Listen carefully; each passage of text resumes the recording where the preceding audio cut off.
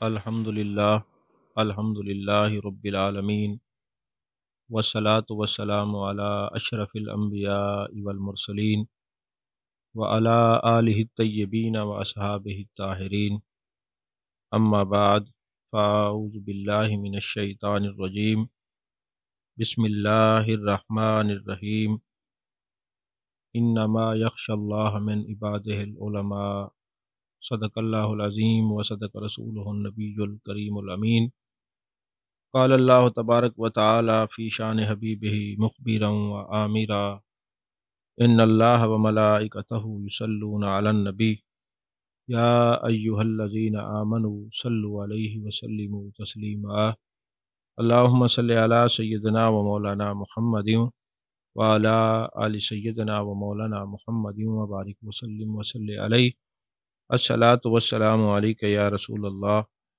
وعلی آلک و اصحابک یا حبیب اللہ۔ تمام تعریفیں اللہ تبارک و تعالیٰ کے لیے ہیں، جو خالق کائنات بھی ہے، مالک شجیہات بھی، جو آد بھی ہے، سمد بھی ہے، جس کی شان لم یلد بھی ہے ولم یولد بھی۔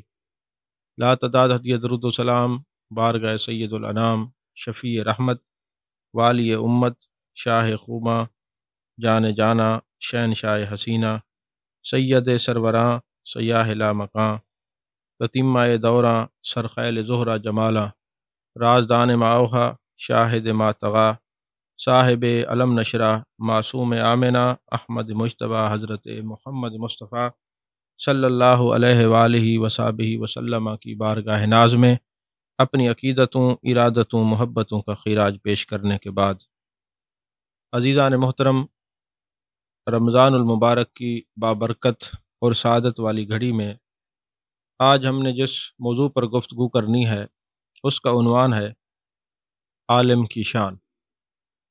علماء کو اللہ تبارک و تعالیٰ نے بے پناہ عظمتوں سے نوازا ہے۔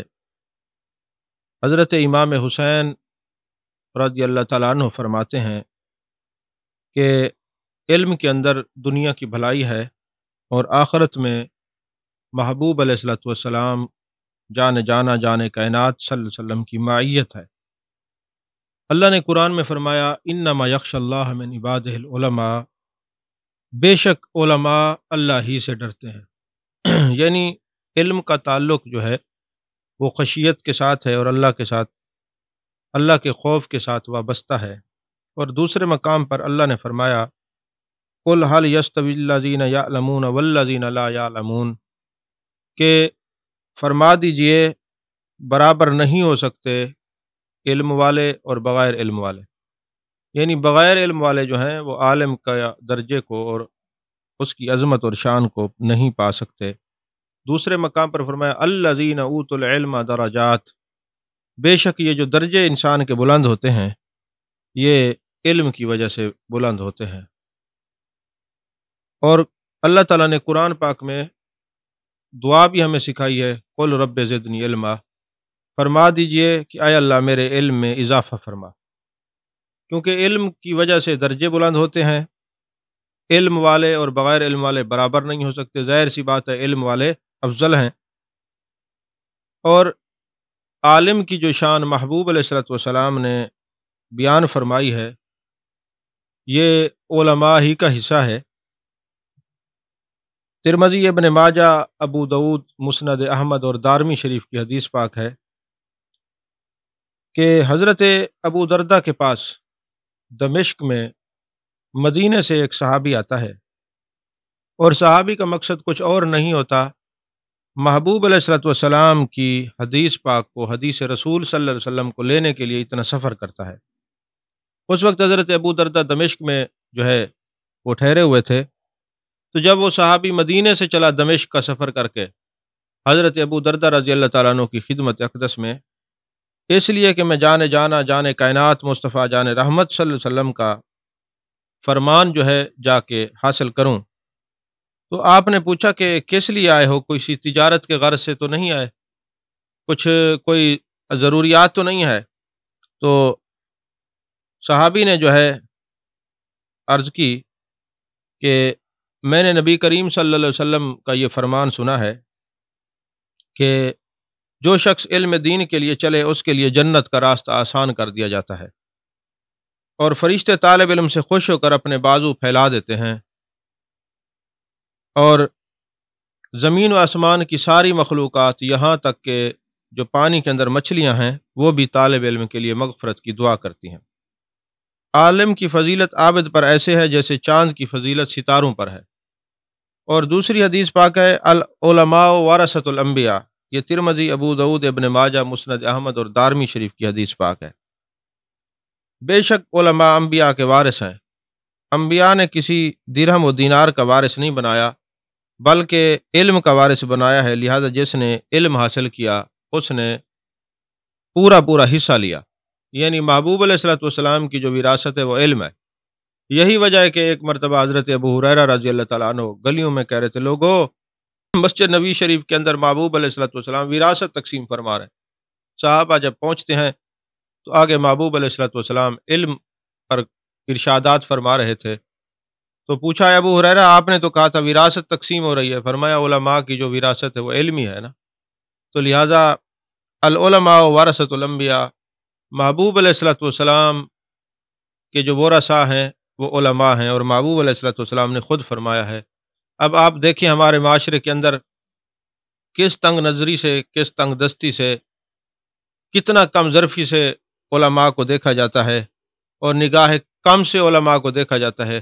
اگر بندہ اسی حدیث پر ہی غور کرے کہ یہ جو علماء ہیں یہ انبیاء کے ورثاء ہیں، جان کائنات مصطفیٰ جان رحمت صلی اللہ علیہ وسلم سے ان کو وافر حصہ ملا ہے، تو جو وارث کا احترام نہیں کرتا تو محبوب علیہ الصلوۃ والسلام کی کیا وہ دل کے اندر اس کے عزت اور عظمت ہوگی۔ تو اہل علم کی قدر کرنا در حقیقت محبوب علیہ الصلوۃ والسلام کی قدر ہے، کیونکہ ان کو جانا کی وراثت سے حصہ ملا ہے۔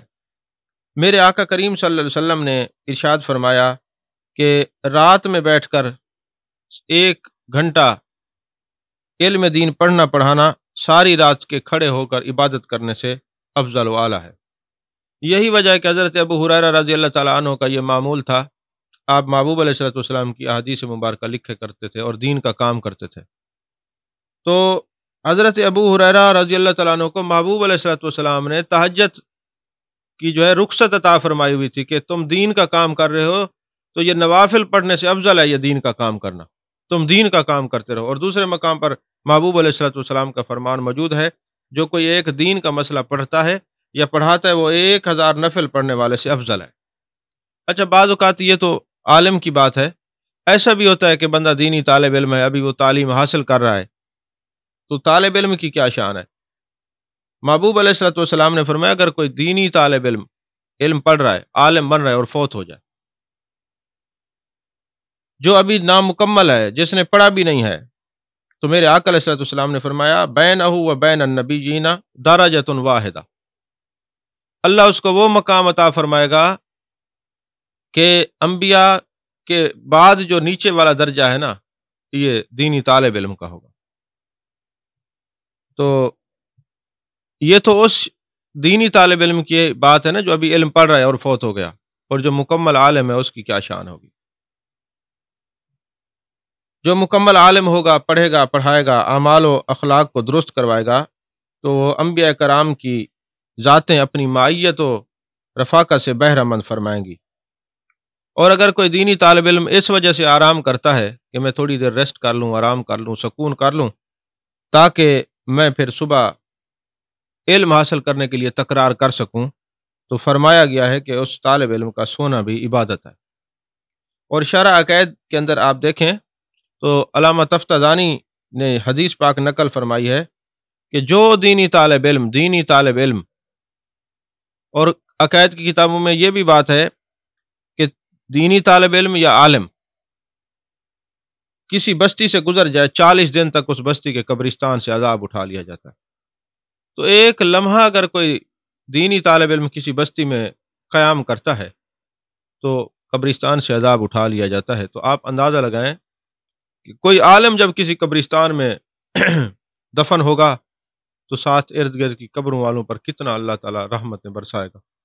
اور پھر دوسرا یہ ہے کہ یہ تو دینی طالب علم اگر گزر جائے بستی سے تو قبرستان سے عذاب اٹھا لیا جاتا ہے، تو اگر کوئی دینی عالم کسی علاقے میں رہتا ہو تو پھر اس بستی پر کتنا اللہ تبارک و تعالیٰ کے انوار و برکات کا نزول ہوگا۔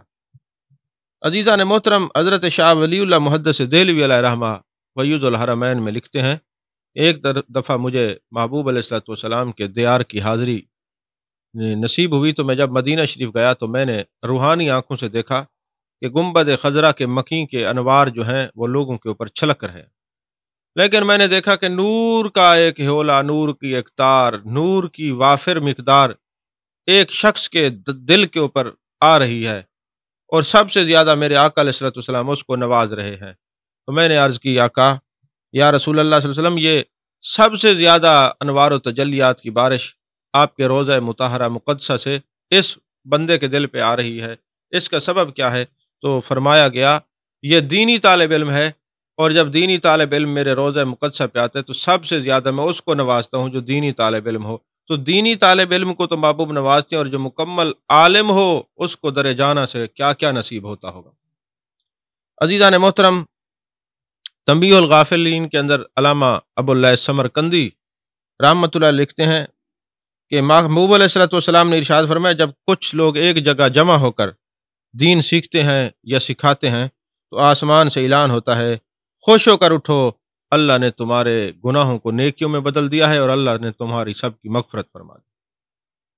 اور تنبیہ الغافلین کے اندر ہے، محبوب علیہ الصلوۃ والسلام نے فرمایا، جس نے کسی عالم سے ملاقات کی اس نے مجھ سے ملاقات کی، جو کسی عالم کی مائیت میں بیٹھا وہ میری مائیت میں بیٹھا، جو کسی عالم سے جس نے مصافحہ کیا اس نے مجھ سے مصافحہ کیا، اور جو کسی عالم کے ساتھ بیٹھتا ہے قیامت والے دن اللہ اسے جنت میں میرے ساتھ بٹھائے گا۔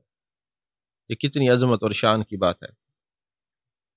اچھا، یہ تو آپ کہیں گے کہ علماء کی شان اور عظمتیں بیان کی ہیں، اور اگر بندہ اب یہ باتیں ساری سنے، کسی نے پہلے یہ لیکچر نہیں سنا، خطاب نہیں سنا، اب وہ سن لے، اب وہ کہے جی میں عالم ہوتا، یا میں عمر کے اس حصے میں ہوں کہ میں اگر آج پڑھنا شروع کر دوں تو پتہ نہیں میں عالم بن سکتا ہوں کہ نہیں بن سکتا، ان کے لیے بھی میں دو چار باتیں عرض کر دیتا ہوں۔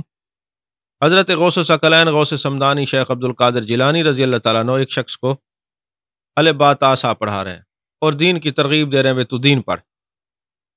تو اب جو بندہ میں نے دیکھا بتایا آپ کو کہ دینی طالب علم فوت ہو جائے دوران تعلیم، اس کا کیا درجہ ہوتا ہے، شہادت کی موت اس کو نصیب ہوتی ہے، اور وہ جب اٹھے گا قیامت والے دن مکمل عالم بن کے اٹھے گا۔ تو اب حضرت غوث ثقلین سے کسی نے پوچھا، حضور اتنے بوڑھے بابے کو بٹھا کے آپ جو دین کی ترغیب دے رہے ہیں اور اس کو پڑھا رہے ہیں، اور میں نے لوح محفوظ پہ دیکھا ہے اس نے فوت ہو جانا ہے، تاکہ میں اس کے ساتھ بھلا کر رہا ہوں، یہ جب جائے دنیا سے تو بابا ہو، قبر میں جائے تو اس کی فرشتے تکمیل کر کے قیامت والے دن اٹھے تو اس کا حشر علماء کے ساتھ۔ اور دقائق الاخبار کے اندر امام غزالی علیہ رحمہ نے ایک حدیث نقل کیا ہے، فرمایا جب قیامت کا دن ہوگا نا تو عام لوگ حوض کوثر کا جب جام پی رہے ہوں گے کاسے میں پی رہے ہوں گے، اور علماء کو جانے کائنات مصطفیٰ جان رحمت صلی اللہ علیہ وآلہ وسلم بلائیں گے اور اپنے ید اللہ والے ہاتھوں سے جام کوثر پلائیں گے، حوض کوثر سے پانی پلائیں گے، آب کوثر پلائیں گے۔ تو لوگ سوال کریں گے، آقا ہمیں تو کاسے سے یہ کوثر کا جام پلایا جا رہا ہے اور ان کو ید اللہ والے ہاتھوں سے، اور میں یہ دنیا میں انہوں نے دین میرے لیے پڑھا، انہوں نے دکھ تکلیفیں برداشت کی اور میرے لیے گھر بار چھوڑا اور خشک ٹکڑے کھا کر گزارا کیا، اور کئی دن تک بھوکے رہتے تھے اور گھر بار چھوڑا تھا، پھر جب عملی طور پر آئے امام مسجد بنے، دین کی خدمت کی، لوگوں نے تان و تشنیع کے تیر برسائے، مخالفتیں کی، انہوں نے میرے لیے سب کچھ برداشت کیا ہے، آج ان کا حق یہ بنتا ہے کہ دوسرے کاسے کے ساتھ حوض کوثر سے جام کوثر پئیں اور میں ان کو ید اللہ والے ہاتھوں سے پلاؤں، یہ ان کی اکرام ہے، ان کی عزت ہے، ان کی آبرو ہے۔ عزیزان محترم، تو اسی مقام پر اسی حدیث سے آگے پھر امام غزالی نے ایک حدیث نقل کی کہ جب قیامت کا دن ہوگا اللہ تبارک و تعالیٰ ایک شخص کے بارے میں حکم صادر فرمائے گا کہ اس کو جہنم میں لے جاؤ، اور فرشتے اس کو لے کے جا رہے ہوں گے، اللہ فرمائے گا جبریل اس کو لے آؤ، اس سے سوال کرو کہ اس نے کبھی کسی عالم سے محبت کی ہے؟ یا عالم بنو یا معلم بنو اور کچھ نہیں بننا، یا علماء سے محبت کرنے والے بنو، یا پھر ایسے بنو کہ تمہاری وجہ سے لوگ عالم بنے، کچھ تو بنو نا دین کی خدمت کے لیے، کچھ نہ کچھ کرنے کے لیے۔ اعتراض کرنے والے، اللہ کرے علماء پہ اعتراض کرنے والے کبھی نہ بنے، اللہ کرے کبھی کوئی نہ بنے۔ عزیزان محترم، حضرت امام غزالی رحمۃ اللہ علیہ فرماتے ہیں کہ حدیث پاک نقل فرماتے ہیں اب سوال ہوگا، جبریل امی پوچھیں گے، اللہ فرمائے گا جبریل سے پوچھو۔ اب جبریل کیوں پوچھ رہا ہے؟ قرآن کے اندر یہ بات موجود ہے کہ جہنمیوں سے اللہ کلام نہیں کرتا اس وقت تک جب تک وہ جنتی نہ ہو جائے۔ تو جبریل کو کیوں ہو رہا ہے؟ فرشتوں تم پوچھو۔ حضرت جبریل پوچھیں گے، اللہ فرمائے گا اسے پوچھو کبھی اس نے کسی عالم سے محبت کی ہے؟ وہ کہے گا جی نہیں۔ اپنے بیٹے کا نام کسی عالم کے نام پہ رکھا ہے؟ وہ کہے گا نہیں رکھا۔ کبھی کسی عالم کے ساتھ دسترخوان پہ بیٹھ کے کھانا کھایا ہے؟ جی نہیں کھایا۔ کسی عالم کے مکان میں اللہ کی رضا کے لیے قیام کیا ہے؟ نہیں کیا۔ پھر اللہ فرمائے گا جبریل سے پوچھ کبھی کسی ایسے دوست کے ساتھ اس نے دوستی رکھی ہے کہ جو علماء کو دوست رکھتا ہو؟ علماء کو دوست رکھتا ہو؟ وہ کہیں گے ہاں جی میرا ایک فلاں دوست تھا، وہ علماء سے بڑی محبت کرتا تھا اور مجھے اس سے محبت تھی، اس کو علماء سے محبت تھی۔ اللہ فرمائے گا جبریل اس کا ہاتھ پکڑ اور اس کو جنت میں لے جا، ایسا شخص میں جہنم میں نہیں بھیجتا جو ایسے لوگوں سے دوستی رکھتا ہے جو علماء سے دوستی رکھتا ہے۔ تو ایک شخص علماء کا دوست ہے، اس کے تعلق کی وجہ سے بندہ جنت میں جائے گا، تو جو ڈائریکٹ علماء کا دوست ہوگا اللہ اس کو کتنی رحمتوں سے نوازے گا۔ عزیزان محترم، اور جو علماء سے بھاگتے ہیں اس پر بھی میں ایک بات عرض کر دوں۔ حضرت سیدنا صدیق اکبر رضی اللہ تعالیٰ عنہ کے زمانے میں کتنی بدبخت وہ لوگ ہیں جو علماء کے خلاف بولتے ہیں، علماء کے خلاف زبان درازی کرتے ہیں۔ حضرت امام اعظم ابو حنیفہ رحمۃ اللہ علیہ بیٹھے تھے، تو ایک بچہ جو ہے اس نے گیند پھینکی تو آپ کی جھولی میں وہ گیند آ گئی۔ اب باقی جو بچے تھے وہ ڈر گئے، انہوں نے کہا اتنے بڑے امام اعظم ہیں ابو حنیفہ رحمۃ اللہ علیہ، اتنے بڑے امام ہیں، اب ان کے سامنے ہم کیسے جائیں شرمندگی سے کہ ہم سے یہ غلطی ہوئی ہے کہ گیند ان کی جھولی میں چلی گئی، ان کے دامن میں چلی گئی۔ ایک بچہ تھا، اس نے کہا کیا ہوا عالم ہے تو میں جا کے لے کے آتا، اور ایک تنقیص والے لہجے سے اور تحقیر والے لہجے سے وہ گیا اور جا کے گیند لے کے آیا۔ امام اعظم نے اس کو دیکھا اور فرمایا اس بچے کا نسب ٹھیک نہیں، جس کا نسب ٹھیک ہوتا ہے وہ علماء کو تان نہیں کرتا، جس کا نسب ٹھیک ہوتا ہے وہ علماء کے بارے میں برا بھلا نہیں کہتا۔ اب وہ شاگرد جو سامنے بیٹھے تھے انہوں نے سمجھا شاید آپ سبق پڑھا رہے تھے اور ڈسٹربنس ہوئی ہے اس لیے آپ فرما رہے، لیکن جب تحقیق کی تو پتہ چلا کہ اس کا نسب واقعی اس بچے کا ٹھیک نہیں تھا، کیونکہ علماء جو ہیں وہ علماء ورثۃ الانبیاء، یہ نبی کے وارث ہیں، اور نبی کے وارثوں سے وہی بغض رکھ سکتا ہے نا کہ جس کا نسب ٹھیک نہ ہو۔ امام اعظم نے یہ فتویٰ دیا، یہ بات فرمائی، جب تک تصدیق کی تو ایسا ہی تھا۔ آج جو علماء کے خلاف زبان درازی کرتے ہیں، اور عموماً لوگوں کی یہ عادت ہوتی ہے جمعہ پہ خطبہ ہوتا ہے نا، وہ کہتے ہیں یار چھوڑو یار، یہ علماء دماغ کھاتے ہیں، سر کھاتے ہیں، خطبے کے ٹائم پر جائیں گے۔ میں ان کو یہ بتانا چاہتا ہوں، اور پھر ہوتا یہ ہے کہ علماء پر تنقید کرتے ہیں۔ جو بندہ علماء پر تنقید کرے اس کو ذرا کہو بھائی نماز پڑھائے، نکاح پڑھائے۔ یہ علماء نہ ہوتے تو آج بغیر غسل کے مردے دفن ہوتے، یہ علماء نہ ہوتے تو بغیر نکاح کے بچے پیدا ہوتے، نکاح کون پڑھاتا؟ یہ علماء نہ ہوتے تو جنازہ کون پڑھاتا؟ ہو سکتا ہے اولاد کو جنازہ ہی نہ آتا ہو۔ یہ محسن ہے، دین اسلام سکھا رہے ہیں، انہی کی وجہ سے آج ہمارے بچوں کی زبان پہ کلمہ ہے، انہی کی وجہ سے بچے قرآن پڑھتے ہیں۔ کچھ تو انسان کو ہوش کرنا چاہیے کہ کس کے بارے میں تحقیر امیز لہجہ اپنایا ہوا ہے۔ عزیزان محترم، حضرت سیدنا صدیق اکبر رضی اللہ تعالیٰ عنہ کے زمانے میں ایک جنازہ لایا گیا کہ اے صدیق اکبر یہ جنازہ پڑھا دے۔ آپ جنازہ پڑھانے کے لیے آگے گئے تو دیکھا کفن کے اندر جو ہے وہ مردہ ہے، وہ ہل رہا ہے۔ آپ نے فرمایا ڈنڈا لے آؤ، آسا لے آؤ۔ جب آسا منگایا نا، اچھا پہلے آپ نے اس کو کھولا تو کیا دیکھا کہ ایک اژدہا سانپ ہے، وہ اس مرنے والے کو ڈس رہا ہے۔ جب آپ نے آسا منگا کے اس کو مارنا چاہا تو اس اژدہا نے کہا کہ میں فرشتہ ہوں، اس شخص کے اوپر اللہ نے مجھے مسلط کیا، قیامت تک میں ایسے شخص جس کے اندر یہ 3 عیب ہوں گے ان کو اسی طرح ڈستا رہوں گا، جیسے وہ مرے گا اس کے جسم پر بھی اور اس کے قبر پر بھی میں اس کے اوپر اللہ نے مجھے مسلط کیا۔ کون سے؟ سب سے پہلے جو نماز نہیں پڑھے گا، دوسرا یہ ہے کہ جو زکوٰۃ نہیں دے گا، تیسرا وہ شخص جو علماء کے خلاف زبان درازی کرتا ہے، علماء کے خلاف بولتا ہے۔ میرے آقا کریم صلی اللہ علیہ وسلم نے بہت سے واقعات ہیں کہ لعاب عطا فرمایا، بظاہر لگتا تھا یہ لعاب ہے، حقیقت میں وہ علم رسالت مآب صلی اللہ علیہ وسلم ہوتا تھا۔ جیسے آپ جانتے ہیں حضرت سیدنا غوث ثقلین غوث سمدانی قطب ربانی، میرے شیخ کریم حضرت سیدنا شیخ عبد القادر جیلانی قدس سرہ العزیز، آپ خطاب نہیں فرمایا کرتے تھے، محبوب علیہ الصلوۃ والسلام کی زیارت نصیب ہوئی، میرے آقا نے فرمایا میرے بیٹے عبد القادر خطاب کیا کرو، حضور میں اجمی ہوں، اتنا فصیح اور بلیغ لہجہ نہیں رکھتا، عربی پر وہ فصاحت و بلاغت نہیں رکھتا۔ آپ نے فرمایا منہ کھولو، 7 مرتبہ آپ نے لعاب دہن عطا فرمایا۔ محبوب علیہ الصلوۃ والسلام تشریف لے گئے، پھر حضرت مولا علی تشریف لائے، ارشاد فرمایا میرے بیٹے عبد القادر خطاب کیا کرو۔ آپ نے عرض کی حضور میں اے میرے جد اعلیٰ، میں تو عربی پر فصیح اور بلیغ ملکہ نہیں رکھتا، میں اجمی ہوں۔ آپ نے فرمایا منہ کھولو، 6 مرتبہ لعاب دہن عطا فرمایا۔ پوچھا اے میرے جد اعلیٰ مولا علی کرم اللہ وجہ الکریم، آپ نے 6 مرتبہ کیوں، جبکہ جانے جانا جانے کائنات مصطفیٰ جان رحمت صلی اللہ علیہ وسلم نے تو 7 مرتبہ لعاب دہن عطا فرمایا۔ فرمایا میں نے برابری کے خوف سے، ادب کی وجہ سے 6 مرتبہ عطا فرمایا۔ پھر لوگوں نے دیکھا کہ ہزاروں کے مجمع میں غوث اعظم رضی اللہ تعالیٰ عنہ جب گفتگو فرماتے، زبان سے الفاظ نکلتے اور نگاہ سامنے بیٹھنے والوں کے قلوب و اذہان کو طیب و طاہر بنا دیتی تھی۔ اسی طرح حضرت علامہ تفتازانی، سعد الدین تفتازانی، آپ کا نام سعد الدین ہے، آپ کسی بادشاہ کو ملنے کے لیے گئے تو بادشاہ کا محل کچا تھا، بارش ہوئی، آپ نے کہا جی مجھے اجازت دیں، یہ محل آپ کا کچا ہے، کہیں گر نہ جائے۔ بادشاہ کو بڑا غصہ آیا، اس نے کہا آپ کو شرم نہیں آتی؟ اگر یہ گر جائے کہ بادشاہ مر جائے تو مر جائے، اور آپ جو ہے وہ کہتے ہیں کہ آپ کو کچھ نہ ہو۔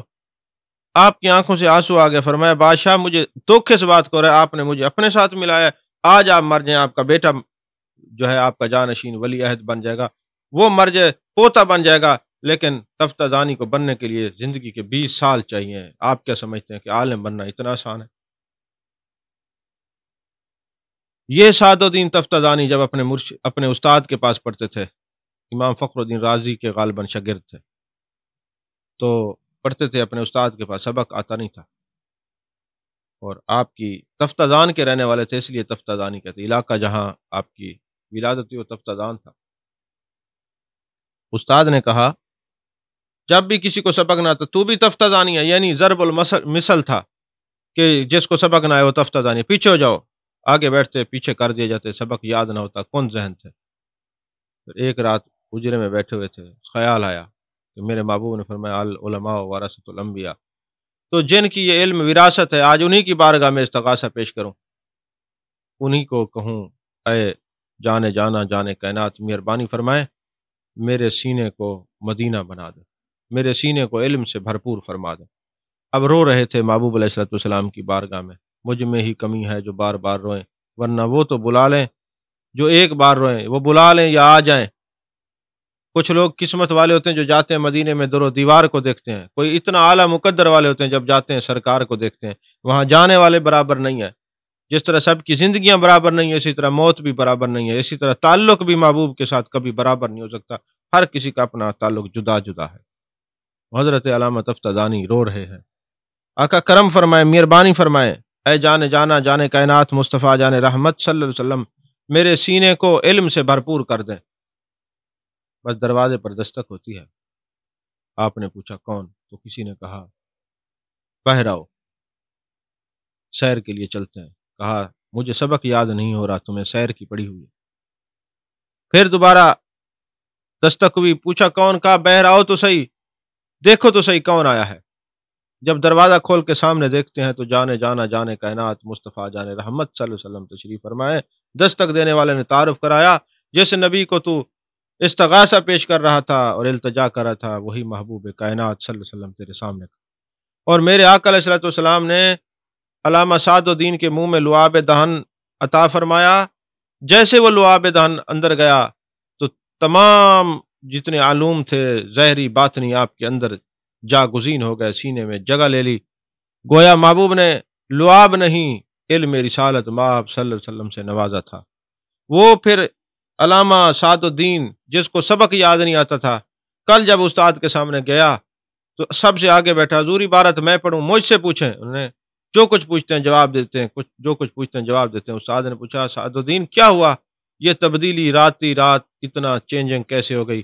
کہا جس نبی کا علم پڑھتے ہیں وہی جس کے علم پڑھ کے لوگ وارث بنتے ہیں، جانے کائنات مصطفیٰ جان رحمت صلی اللہ علیہ وسلم نے وہ علوم عطا فرمائے ہیں۔ علیحدگی میں جا کے استاد کو خبر دی، کہا پھر سعد الدین قیامت والے دن میرے بخشش کے سبب یہی ہوگا کہ سعد الدین جیسا میرا شاگرد ہے جس کو جانے کائنات مصطفیٰ جان رحمت صلی اللہ علیہ وسلم تمام علوم و معارف عطا فرما۔ اللہ اکبر کبیرہ۔ ایک کتاب میں پڑھ رہا تھا، بڑی زبردست بات تھی کہ یہ جو دینی طالب علم ہے نا، یہ رسول اللہ صلی اللہ علیہ وسلم کے مہمان ہیں۔ کاش یہ لوگ اس بات کو سمجھیں۔ گھر بار یہ چھوڑتے ہیں تو یہ نہیں ہے کہ جو گھر چھوڑتا ہے کوئی کسی کا مہمان بنتا ہے نا، جب یہ دینی طالب علم گھر بار چھوڑتے ہیں تو یہ محبوب علیہ السلام کے مہمان ہیں۔ ان کی خدمت، ان کے ساتھ تعلق، ان کے ساتھ محبت، یہ محبوب علیہ السلام سے وفا کرنے کا ایک انداز ہے۔ احادیث بھی بہت ہیں، روایات بھی بہت ہیں، وقت مختصر ہے، بس میں ایک آخری بات کر کے گفتگو ختم کر رہا ہوں۔ ایک مدرسے کے اندر دینی طالب علم پڑھتے تھے تو ایک وہاں خادم تھا جو ان کو روٹی پکا کے دیتا تھا۔ آپ کو پتہ ہے دینی طالب علم جو ہوتے ہیں نا، ان میں سے اکثر جو ہے وہ شرارتی طبع ہوتے ہیں، شرارتی طبیعت کے ہوتے ہیں، تو یہ خدمت کرتا اور دور دراز سے ان کے لیے آٹا لایا کرتا۔ تو اللہ تعالیٰ ہم سب کو نسبت والا علم عطا فرمائے جس میں ادب بھی ہو۔ تو بہرحال اس میں کچھ بچے ایسے تھے، انہوں نے اس خدمت کرنے والے کا نام ہمار رکھ دیا۔ اب چونکہ وہ تو عربی نہیں جانتا تھا، تو ہمار گدھے کو کہتے ہیں۔ آخر کار ایسا ہوا کہ یہ ناراض ہو گیا، اس کو جب پتہ چلا کسی نے بتا دیا، اب یہ ناراض ہو گیا تو گھر جا کے سویا تو رات کو خواب دیکھتا ہے قیامت لگی ہوئی ہے، اور جو دینی طلباء میں اعلیٰ درجے کے طلباء تھے جو محبوب علیہ السلام کے منظور نظر تھے، ادب والے تھے، ان کو حکم ہوا کہ جنت میں چلے جاؤ۔ تو وہ دینی طالب علم کہتے ہیں ہم کیسے جائیں، ہم نے تو وہاں پہ ان کا نام ہمار رکھا، تو ہم اس کے بغیر جنت میں نہیں جاتے۔ اب محبوب علیہ السلام کی زیارت ہوئی تو یہ سارے معاملات دیکھنے کے بعد وہ صبح جب آئے نا، انہوں نے کہا میں کسی سے ناراض نہیں، مجھے آئندہ یہی کہا کرو لیکن تم مجھ سے راضی رہا کرو، میں بہت کچھ دیکھ کے آیا۔ جو محبوب علیہ السلام کے دین متین کی خدمت کرتے ہیں ان کے درجے کم نہیں ہوتے۔ کئی کتب کے اندر یہ بات پڑھنے کو ملی ہے کہ جو کسی دینی طالب علم کو ایک ٹوٹا ہوا قلم یا خستہ کاغذ بھی دیتا ہے تاکہ دین کے اندر معاونت حاصل ہو، تو گویا وہ 70 مرتبہ بیت اللہ شریف کو تعمیر کرنے کا ثواب حاصل۔ جس جگہ دینی مدرسہ ہو، مشرق مغرب شمال جنوب مختلف روایتیں، کئی گھروں پر انوار و تجلیات کی بارش ہوتی ہے، اور اللہ تبارک و تعالی وہاں کے رہنے والوں کے گناہوں پہ پردے ڈالتے ہیں۔ اللہ تبارک و تعالیٰ سے دعا ہے کہ ہمیں وہ علم عطا فرمائے جس کے اندر ظاہری اور باطنی تمام اسرار و رموز موجود ہوں۔ اللہ ہمیں علم کے ساتھ الفاظ کے ساتھ ساتھ علوم کی برکات کی نصیب فرمائے۔ آمین وآخر دعوانا الحمد